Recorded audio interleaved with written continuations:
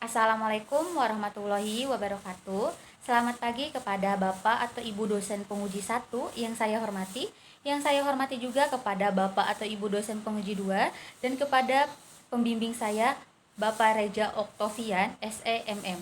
Terima kasih sudah meluangkan waktu untuk hadir di sidang hari ini. Sebelumnya, perkenalkan nama saya Rismayanti dengan NIM 2110105000916. Pada kesempatan ini, saya akan menyampaikan ringkasan dari skripsi saya yang telah saya susun dengan judul Pengaruh Kebijakan Dividen, Kebijakan Hutang, dan Keputusan Investasi Terhadap Nilai Perusahaan pada PT Adaro Energi Tbk periode 2014 sampai 2023. Baik, di sini saya akan menjelaskan secara singkat tentang latar belakang skripsi saya. Sektor energi di Indonesia memiliki peran vital dalam mendukung pertumbuhan ekonomi nasional karena menyangkut penyediaan sumber daya strategis seperti batu bara dan energi terbarukan. Perusahaan di sektor ini menghadapi tantangan besar seperti kebutuhan modal yang tinggi, fluktuasi harga, komoditas, serta risiko global seperti pandemi COVID-19. Untuk dapat bertahan dan berkembang, perusahaan perlu mengelola kebijakan keuangan secara optimal. PT Adaro Energi Tbk sebagai salah satu perusahaan energi terbesar di Indonesia mengalami dinamika keuangan yang signifikan dalam kurun waktu 2014 sampai 2023.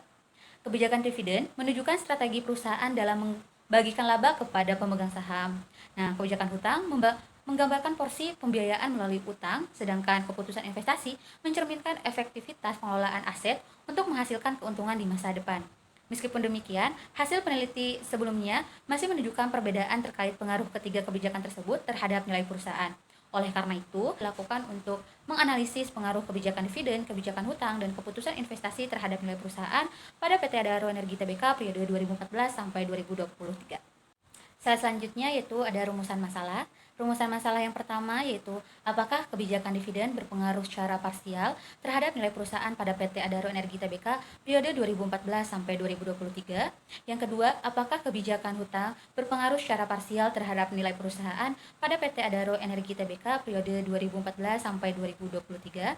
Yang ketiga, apakah keputusan investasi berpengaruh secara parsial terhadap nilai perusahaan pada PT Adaro Energi Tbk periode 2014 sampai 2023. Dan yang terakhir, apakah kebijakan dividen, kebijakan hutang, dan keputusan investasi berpengaruh secara simultan terhadap nilai perusahaan pada PT Adaro Energi Tbk periode 2014 sampai 2023.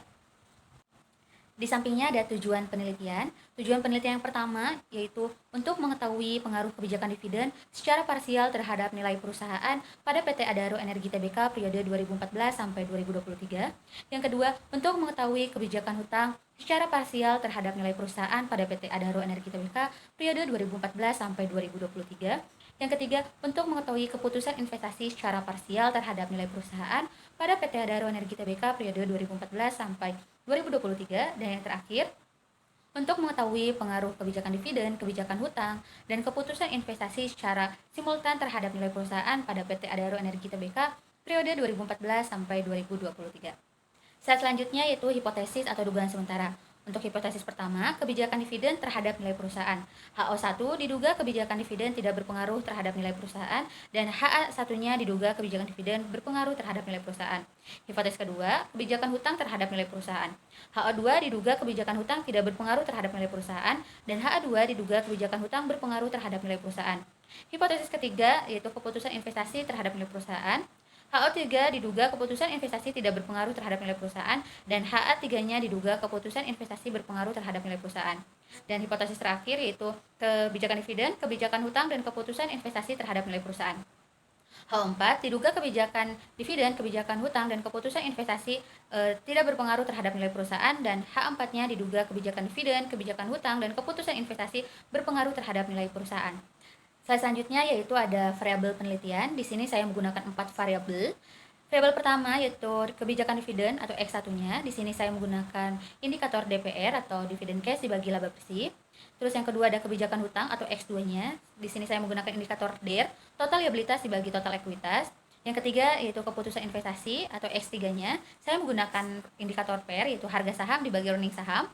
Dan yang terakhir nilai perusahaan atau Y. Di sini saya menggunakan indikator Tobinski yaitu IMV ditambah debit dibagi TA.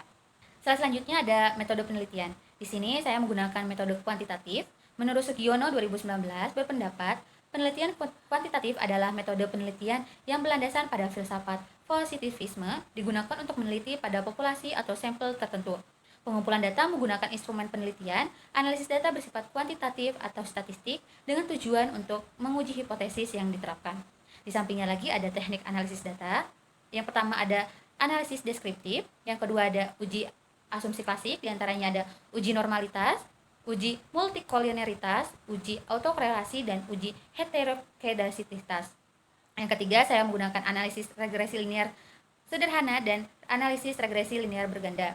Yang keempat, saya menggunakan uji hipotesis secara parsial atau uji T dan uji hipotesis secara simultan atau uji F. Selanjutnya, yang terakhir, saya menggunakan analisis koefisien korelasi dan analisis koefisien determinasi atau R-squared. Selanjutnya yaitu hasil penelitian. Di sini ada hasil uji T. Kita bisa melihat untuk kebijakan dividen. Untuk hasil T-nya itu ada di 0,294 dengan tanda negatif. Itu lebih kecil dari nilai T tabelnya sebesar 2,44691 dan nilai signifikasinya ada di 0,779. Itu lebih besar daripada 0,05. Maka HO diterima dan HA ditolak sehingga dapat disimpulkan bahwa kebijakan dividen tidak berpengaruh signifikan terhadap nilai perusahaan. Terus untuk kebijakan hutang, kita bisa melihat T hitungnya ada di 3,173, itu lebih besar daripada T tabelnya sebesar 2,44691 dan nilai signifikasinya ada di 0,019, itu lebih kecil daripada 0,05. Maka HO ditolak dan HA diterima. Dapat disimpulkan bahwa kebijakan hutang berpengaruh signifikan terhadap nilai perusahaan. Dan yang terakhir itu ada keputusan investasi. Kita bisa melihat di T hitungnya ada di 0,009 dengan tanda negatif. Itu lebih kecil daripada T tabelnya sebesar 2,44691 dan nilai signifikasinya ada di 0,993, itu lebih besar daripada 0,05. Maka HO diterima dan HA ditolak sehingga dapat disimpulkan bahwa keputusan investasi tidak berpengaruh terhadap nilai perusahaan. Selanjutnya itu ada hasil uji F. Kita bisa melihat di tabel bahwa F hitungnya itu ada di 3,464, itu lebih kecil daripada F tabelnya sebesar 4,76. Nah, dapat disimpulkan bahwa secara simultan kebijakan dividen, kebijakan hutang, dan keputusan investasi tidak berpengaruh signifikan terhadap nilai perusahaan pada PT Adaro Energi Tbk periode 2014 sampai 2023 karena nilai signifikasinya ada di 0,091, itu lebih besar daripada 0,05. Di bawahnya lagi itu ada hasil uji koefisien determinasi. Kita bisa melihat di tabel bahwa R-square-nya itu ada di 0,634, menunjukkan bahwa 63,4% variasi nilai perusahaan dapat dijelaskan oleh variabel independen dalam model ini, yaitu kebijakan dividen, kebijakan hutang, dan keputusan investasi. Sementara itu, sisanya sebesar 36,6% dijelaskan oleh variabel lain yang tidak dimasukkan ke dalam regresi ini. Selanjutnya itu ada hasil analisis regresi linear berganda. Kita bisa melihat untuk konstantannya itu ada di 0,486. Jika seluruh variabel independen nilainya 0, maka nilai perusahaan diperkirakan sebesar 0,486 satuan. Dan kita juga bisa melihat kebijakan dividen untuk nilai koefisiennya itu ada di 0,30 dengan tanda negatif, menunjukkan bahwa setiap peningkatan kebijakan dividen sebesar 1 satuan akan menurunkan nilai perusahaan sebesar 0,030 dengan asumsi variabel lain.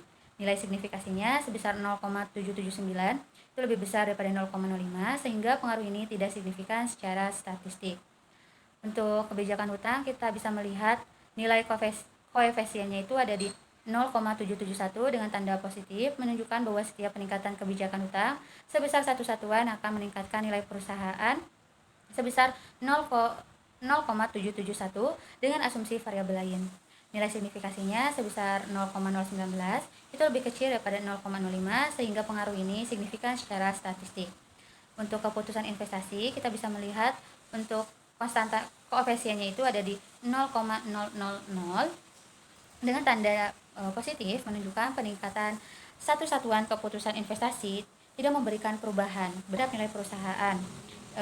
Ditambah lagi dengan nilai signifikasinya di 0,993, itu lebih besar daripada 0,05, menunjukkan bahwa variabel ini tidak berpengaruh secara signifikan terhadap nilai perusahaan. Selanjutnya itu ada kesimpulan dan saran. Berdasarkan hasil penelitian di atas, maka dapat disimpulkan yang pertama, kebijakan dividen tidak berpengaruh signifikan terhadap nilai perusahaan pada PT Adaro Energi Tbk periode 2014 sampai 2023. Yang kedua, kebijakan hutang berpengaruh signifikan terhadap nilai perusahaan pada PT Adaro Energi Tbk periode 2014 sampai 2023. Yang ketiga, keputusan investasi tidak berpengaruh signifikan terhadap nilai perusahaan pada PT Adaro Energi Tbk periode 2014 sampai 2023. Dan yang keempat, kebijakan dividen, kebijakan hutang, dan keputusan investasi secara simultan tidak berpengaruh signifikan terhadap nilai perusahaan pada PT Adaro Energi Tbk periode 2014 sampai 2023. Selanjutnya itu ada saran. Bagi PT Adaro Energi Tbk, disarankan untuk selalu menyusun dan menyampaikan laporan keuangan tepat waktu dan sesuai ketentuan, serta memastikan telah diaudit oleh auditor independen. Langkah ini penting untuk meningkatkan transparansi, akuntabilitas, dan kepercayaan investor yang berdampak positif terhadap nilai perusahaan. Bagi peneliti selanjutnya, disarankan untuk mengembangkan penelitian ini dengan menambahkan variabel lain yang relevan, menggunakan sampel dan periode yang berbeda, serta memberikan keterbatasan peneliti ini agar hasil yang diperoleh lebih komprehensif dan mendalam lagi. Sekian presentasi dari saya, kurang lebihnya mohon maaf. Wabillahi taufiq wal hidayah. Wassalamualaikum warahmatullahi wabarakatuh.